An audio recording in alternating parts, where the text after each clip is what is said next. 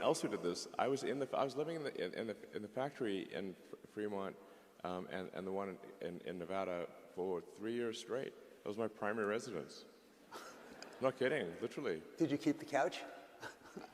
I actually slept in a couch at one point in a tent on the roof, and then, but for a while there, I was just sleeping under my desk, which is out in the open in the factory, and for an important reason. And it was damn uncomfortable sleeping on that floor. And always, when I woke up, I'd smell like metal dust. We went to visit, and they bought him a new couch. Yeah, but actually, I stopped using the couch because there's a little conference room and a couch there. I stopped using the couch, and I just slept on the floor under my desk, so during shift change, the entire team could see me.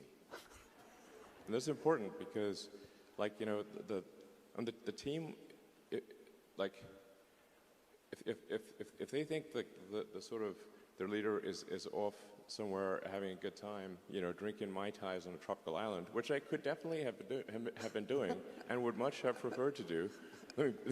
I'm not actually a masochist, I think. But the thing is that since the team could see me sleeping on the floor during shift change, with nothing, they knew I was there, and that made a huge difference. And then they gave it their all. So the focus is on always lowering cost and providing leadership